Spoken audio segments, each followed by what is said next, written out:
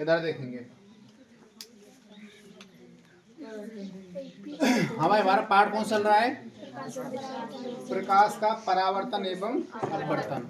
हमने प्रकाश के परावर्तन के बारे में पूरा पढ़ा दिया। प्रकाश के परावर्तन में हम दर्पण के बारे में पढ़ते हैं। किसके बारे में पढ़ते हैं? दर्पण हमारे दो प्रकार के होते थे। एक तो होता हमारा अवतल दर्पण और दूसरा कौन सा था हमारा? उत्तल दर्पण। जैसे वहां पे हमने परावर्तन में कौन पढ़े थे? दर्पण। ऐसे हम यहाँ पे अपवर्तन में लेंसों को पढ़ेंगे। किसको पढ़ेंगे? लेंसों को। आपको सीधी बात ध्यान रखनी है। जैसे अगर मैं आपसे बोलूं परावर्तन, तुरंत दिमाग में आना चाहिए परावर्तन किसके बारे में पढ़ते हैं हम? दर्पणों के बारे में। उत्तल दर्पण और अवतल दर्पण। मैंने दर्पणों वहां पे आपको करवाया था पहले अवतल दर्पण, उसके बाद आपको उत्तल दर्पण करवाया था। जैसे हमारो अवतल दर्पण रहे हो ना, सेम ऐसे ही रहे हमारो कौन? उत्तल लेंस। जैसे हमारा वहां पे दूसरा कौन था हमारा? उत्तल दर्पण था हमारा। उत्तल दर्पण जैसी सारी बातें या सारे गुणधर्म तुम्हारे किसके होते हैं? हमारे अवतल लेंस के होते हैं। ठीक है ना? तो हम पहुंच गए तुम्हारे प्रकाशिक सघन माध्यम और प्रकाशिक विरल माध्यम में।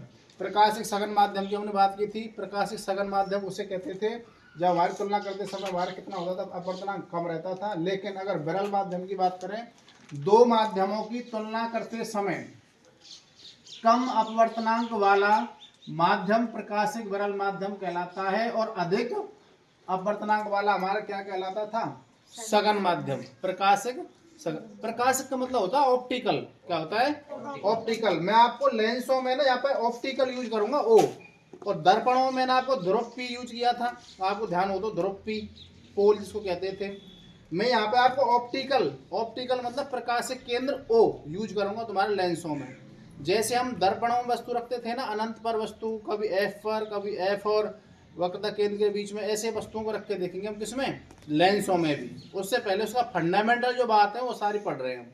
ठीक है भाई? तो सबसे पहली बात हमारी क्या है?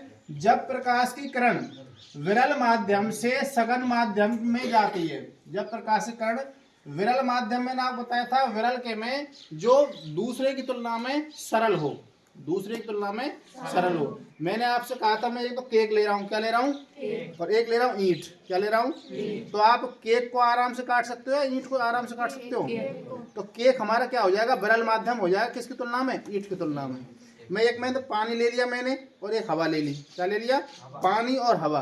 तो आप पानी को आराम से काट पाओगे, हवा को आराम से काट पाओगे? हवा को आराम से काट पाओगे। हवा में जोर ही ना पड़े वो चक्कू पे। पानी में भी जोर ना पड़े, लेकिन जोर पड़ता है, लेकिन आपको महसूस नहीं होगा, थोड़ा सा जोर पड़ेगा। अब मैं एक तो शीशा ले रहा हूँ और एक क्या ले रहा हूँ? हवा ले रहा हूँ। तो अब मैं पानी की बजाय, चाकू की बजाय क्या ले रहा हूँ? प्रकाश किरण ले रहा हूँ। तो आप मुझे बताइए प्रकाश किरण हवा में आराम से चलेगी या फिर शीशा में आराम से चलेगी? हवा में आराम से चलेगी। शीशा में का जोर पड़ेगा ना। समझ बात है भाई? मैंने पानी लिया था और क्या लिया था? हमारा हवा ली थी। तो मैं दोनों काट रहा हूँ चाकू से।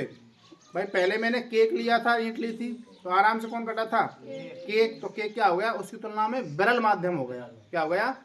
विरल माध्यम। अब मैं हवा ले रहा हूँ और क्या ले रहा हूँ? पानी, और चाकू से काट रहा हूँ। तो पानी में जोर ना पड़े, लेकिन पानी को काटने में जोर थोड़ा सा पड़ेगा, लेकिन हवा को काटने में वात कम पड़ेगा।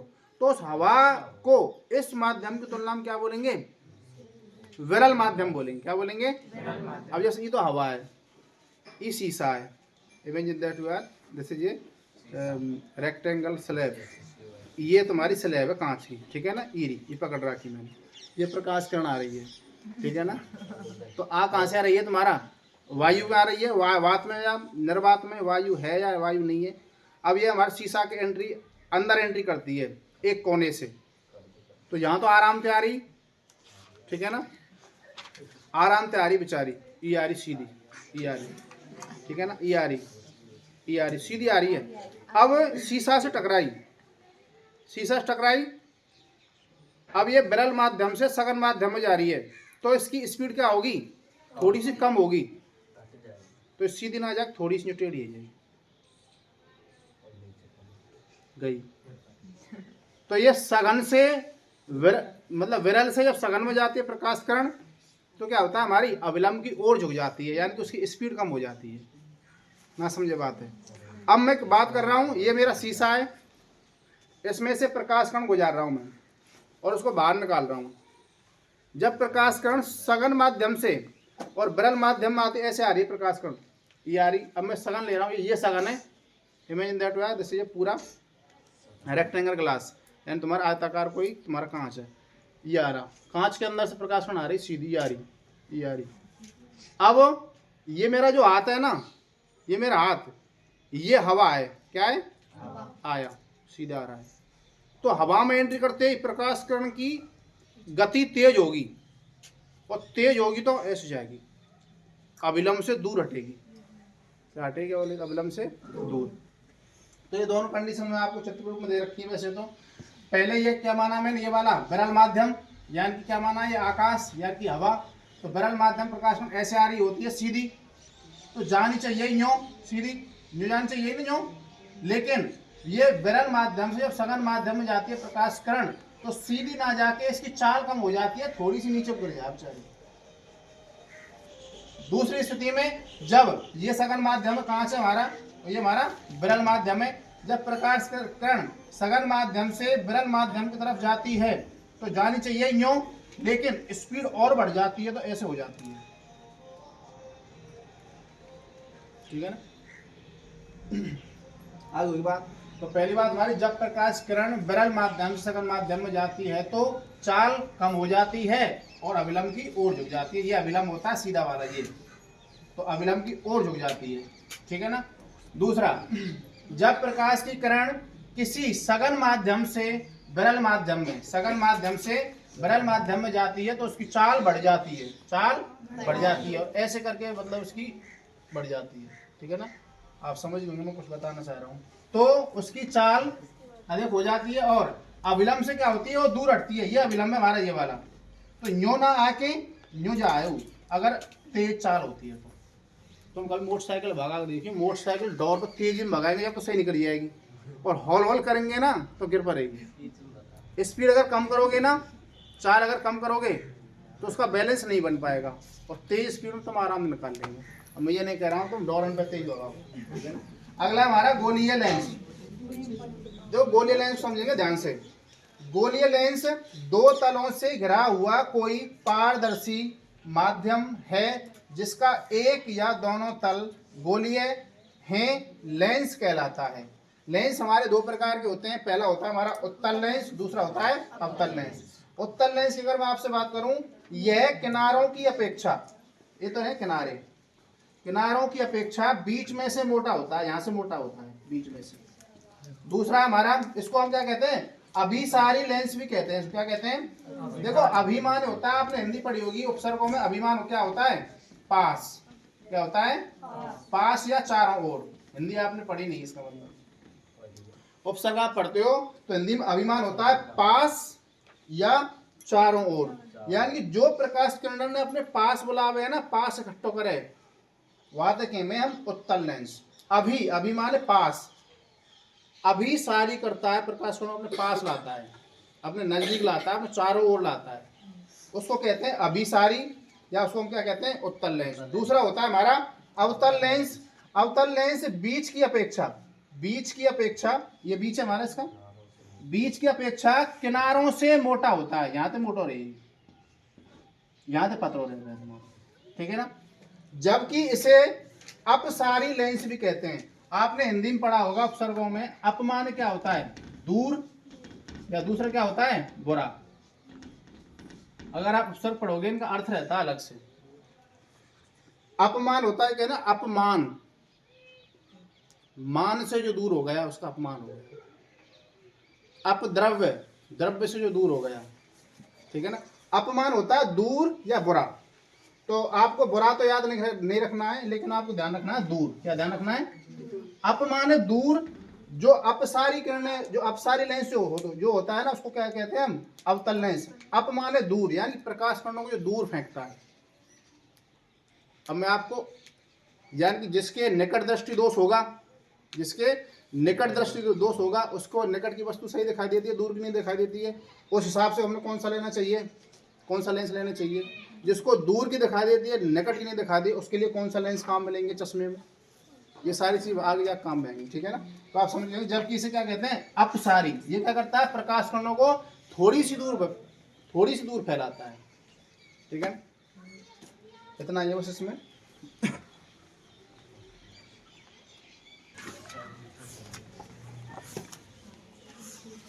हाँ भाई, कौन सा वाला हमारा, 7वां। 6वां हो गया। देखो आपसे कह रहा है वो, वायु में सल्फर डाइऑक्साइड यानी SO2 की सांद्रता प्रति मिलियन में ज्ञात करने के लिए एक नगर के 30 मोहल्लों के आंकड़े एकत्रित किए गए, जिन्हें नीचे प्रस्तुत किया गया है। SO2 की सांद्रता दे रखी है और उसकी फ्रिक्वेंसी दे रखी है आपको, ठीक है ना। सांद्रता को आप पहले क्या लिखेंगे, बारंबारता के रूप में लिखेंगे, और बारंबारता के बाद क्या निकालोगे, उसका मध्यमान निकालोगे, मध्यमान के बाद क्या निकालोगे, आप एक्स का मान निकालोगे।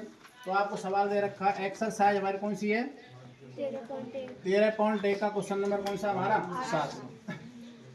आपको दे रखा है SO2 की सांद्रता। क्या दे रखी है, SO2 की सांद्रता, जिसको हम क्या बोलेंगे, वर्ग अंतराल बोलेंगे। क्या बोलेंगे, वर्ग अंतराल। वर्ग अंतराल आप कहाँ से आते हैं, 0.00 से 0.04 तक। अगला क्या दे रखा है आपको, 0.04 से 0.08 तक। अगला आपको 0.08 से 0.12। उसके बाद आपको 0.12 से कहाँ तक दे रखा है आपको, 0.16 तक। और आपको आगे 0.16 से 0.20 तक दे रखा है। आगे 0.24 तक दे रखा है। इसके बाद आपको बारंबारता यानी कि F आपको कितनी दे रखी है भाई, बारंबारता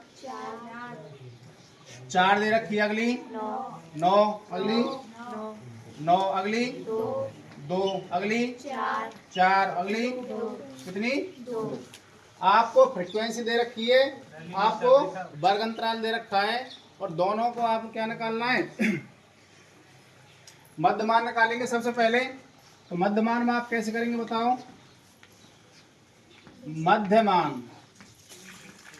मध्यमान आपका क्या मान होता है, x का।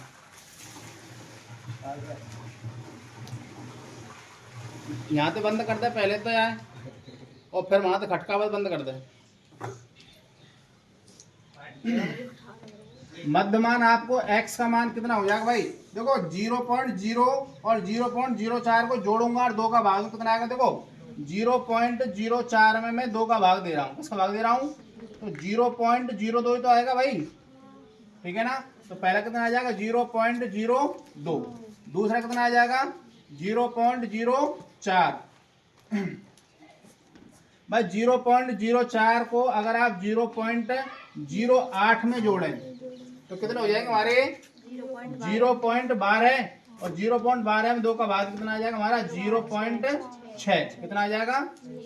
देखो इस बात का आपको बेसिक ध्यान रखना है कि पॉइंट के बाद एक जीरो का और पॉइंट से पहले एक जीरो का, ठीक है ना। ये कितना है हमारा 0.6 और इसके बाद जीरो लगा सकते हैं, ठीक है।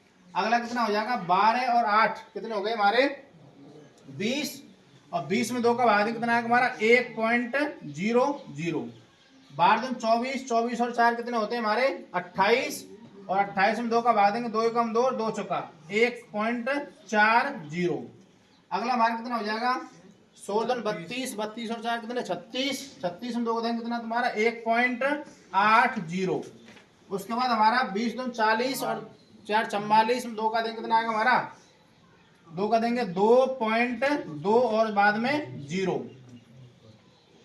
ये बात आ रही पकड़ में सबको। अब देखो क्या निकालेंगे हम, समेशन FI/XI का मान निकालेंगे भाई। समेशन FI/XI के लिए FI/XI गुणा करेंगे भाई, इसका इससे गुणा करेंगे। 4 दूनी कितने होते हैं हमारे 8, और 9 छेंगे कितने होते हैं 54, और 9 गुणा 1 करता हूं कितने आएंगे हमारे 9.00। 14 दूनी कितने होते हैं 28, और 2 के बाद पॉइंट और 18 चौका कितने होते हैं 72। कितने होते हैं, एक जीरो है कितने के बाद पॉइंट है 2 के बाद, और 22 दूनी कितने होते हैं 44। कितने होते हैं 44, और एक जीरो तुम्हारी और 2 के बाद कितना हमारा पॉइंट है। अब हम क्या निकालेंगे यहाँ पे, समेशन ऑफ एफ का मान निकालेंगे। 9 और 4 13, 9 और 2 18, 18 और 4 कितने होते हैं 22, और 2 24, और 4 28, और 2 30। कितना होगा तुम्हारा 30। अब निकालेंगे समेशन एफ आई एक्स आई का मान।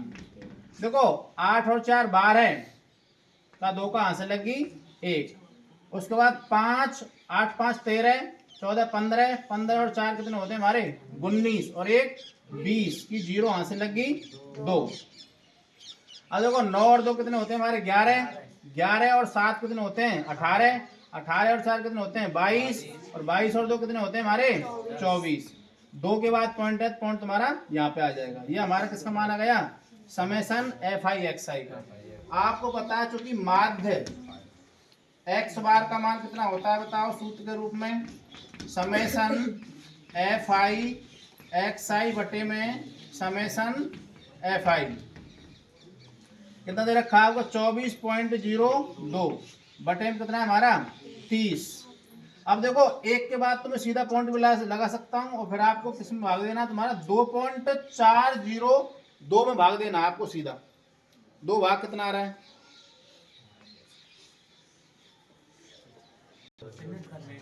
हो गए चालू उतना छोड़ दो ना। हाँ भाई अगला सवाल देखो। सवाल नंबर हमारा कौन सा है भाई, 8वां।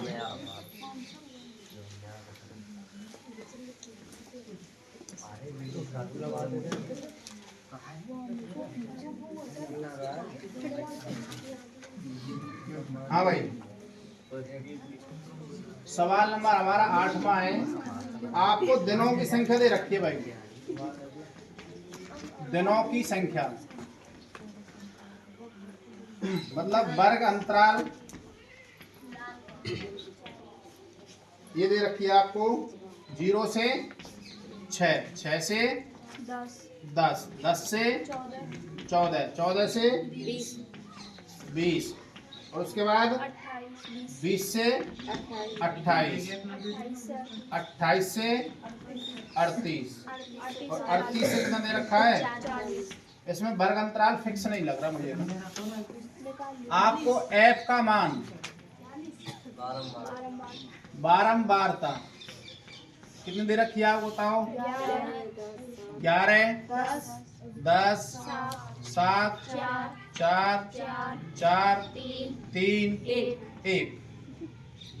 देखो भाई सबसे पहले क्या निकालेंगे बच्चों, मध्यमान निकालेंगे। क्या निकालेंगे, मध्यमान, यानी कि एक्स आई का मान निकालेंगे। 6 और 0 कितने होते हैं 6, और 6 में 2 का भाग कितना आएगा 3, 16 में 24 में 34 में कितना 24 33 39।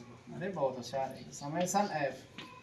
अब भाई 11 और 10 40 21 7 28 नहीं सही बता रही हो 32, और तुम्हारे 32 और 8 कितने हो गए हमारे 40।